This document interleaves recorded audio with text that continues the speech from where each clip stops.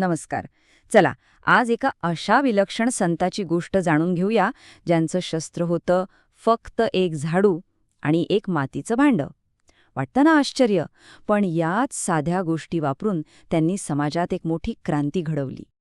हाच तर मोठा प्रश्न आहे नाही का, की एक साधा झाडू आणि एक मातीचं भांडं हे देशात बदल कसं काय घडवू शकतं. पण हे खरं आहे.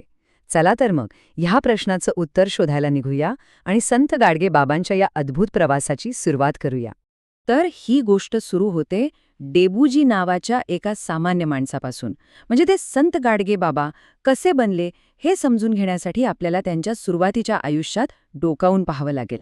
त्यांचा जन्म झाला 1876 मध्ये महाराष्ट्रातल्या शेगावमध्ये. नाव होतं डेबूजी झिंगराजी जाणोरकर.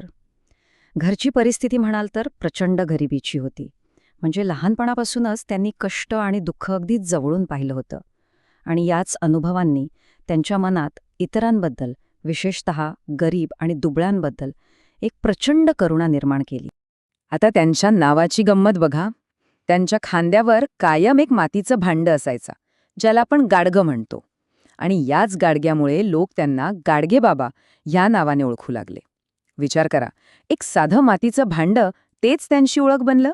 त्यांच्या साधेपणाचं आणि त्यागाचं प्रतीक. आणि हो, हे गाडगं फक्त भिक्षा मागण्यासाठी नव्हतं. त्यात जे काही अन्न जमा व्हायचं ना, त्यातला एक घासही ते स्वतःसाठी घेत नसत. ते सगळं अन्न जायचं भुकेल्यांसाठी, गरिबांसाठी आणि ज्यांना शिकायचंय अशा गरजू विद्यार्थ्यांसाठी. म्हणजे बघा, केवढी मोठी निस्वार्थ सेवा. बरं, आता त्यांच्या सगळ्यात महत्त्वाच्या कामाकडे वळूया. गाडगेबाबांनी हातात झाडू घेतला, पण तो फक्त रस्ते साफ करण्यासाठी नव्हता. नाही, त्यांचा खरा उद्देश होता समाजातील जुन्या, बुरसटलेल्या विचारांची साफसफाई करणं. आणि इथेच त्यांच्या कार्याचं खरं महत्त्व आपल्याला कळतं. त्यांची काम करण्याची पद्धत तर एकदम साधी आणि जबरदस्त होती.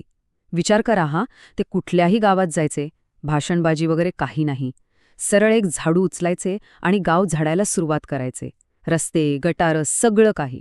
आणि मग काय, त्यांना असं काम करताना पाहून गावकरी स्वतःहून पुढे यायचे आणि त्यांच्यासोबत सामील व्हायचे. म्हणजे शब्दांनी नाही तर कृतींनी प्रेरणा देणं याला म्हणतात. आणि या कृतीमागे एक खूप मोठा विचार होता. तो म्हणजे देव देवळात नाही, देव स्वच्छतेत आहे. किती क्रांतिकारक विचार आहे हा, नाही का? म्हणजे देव शोधायला कुठे मंदिरात जायची गरज नाही. आपला परिसर स्वच्छ ठेवा, लोकांची सेवा करा, तीच खरी देवपूजा, हा संदेश त्यांनी दिला. तर जसं मी मगाशी म्हटलं, त्यांची साफसफाई फक्त रस्त्यांपुरती नव्हती. ती होती मनाची साफसफाई. म्हणजे समाजात खोलवर रुजलेली अंधश्रद्धा आणि जातीयतेची घाण साफ करणं हे त्यांचं खरं ध्येय होतं. आणि ही मनाची साफसफाई ते कशी करायचे? तर कीर्तनाच्या माध्यमातून. त्यांची कीर्तनं म्हणजे नुसती भजनं नव्हती, ती होती एक प्रकारे समाज प्रबोधनाची शाळा. एकदम सोप्या भाषेत, लोकांच्याच बोलीत ते मोठे मोठे विचार सांगायचे. म्हणायचे, अरे देवधर्मावर वायफळ खर्च करण्यापेक्षा एका भुकेलाला जेव घाला. जात-पात काही नसतं, सगळी माणसं सारखी आहेत. ते लोकांना प्रश्न विचारून विचारात पडायचे. अंधश्रद्धा सोडून विज्ञानाची कास धरा, असं सांगायचे.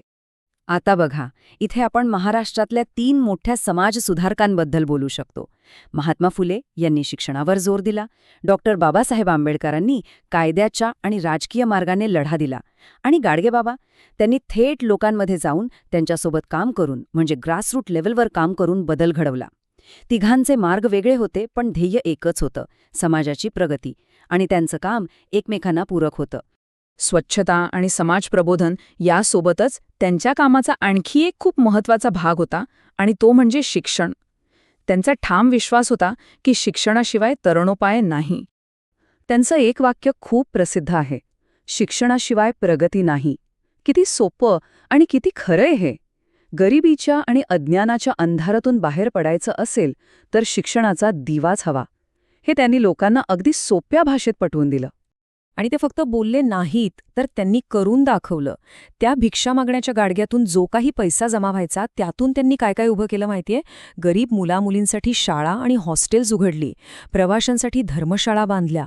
इतकंच नाही तर मुक्या जनावरांसाठी गोशाळासुद्धा सुरू केल्या. म्हणजे मिळालेला प्रत्येक पैसा समाजासाठीच खर्च केला. आता प्रश्न येतो की इतकी वर्ष झाली, पण आजही आपण गाडगेबाबांची आठवण का काढतोय? त्यांचं काम आजच्या काळातही इतकं महत्त्वाचं का आहे? चला, यावर थोडा विचार करूया. 1956 साली गाडगेबाबांनी या जगाचा निरोप घेतला. त्यांचं शरीर जरी गेलं असलं तरी त्यांचं कार्य, त्यांचे विचार ते कधीच संपले नाहीत. खरं तर तिथूनच त्यांच्या विचारांच्या एका मोठ्या वारसाची सुरुवात झाली. आणि याचा सगळ्यात मोठा पुरावा काय, तर आज आपण स्वच्छ भारत अभियान पाहतो, बरोबर? या मोठ्या राष्ट्रीय मोहिमेची मूळ प्रेरणा कुठून आली असेल? तर ती आली आहे गाडगेबाबांच्या त्या एका झाडूमधून. विचार करा, 100 वर्षांपूर्वी एका माणसाने सुरू केलेल्या कामाचा प्रभाव आज पूर्ण देशावर दिसतोय. केवढी मोठी दूरदृष्टी होती त्यांची. म्हणून हा प्रश्न आपण स्वतःला विचारायला हवा. एक माणूस ज्याने आयुष्यभर फाटके कपडे घातले पण समाजासाठी शाळा उभारल्या, ज्याच्या मालकीचं असं काहीच नव्हतं पण त्याने देशाला विचारांनी श्रीमंत केलं, अशा माणसाकडून आपण काय शिकू शकतो?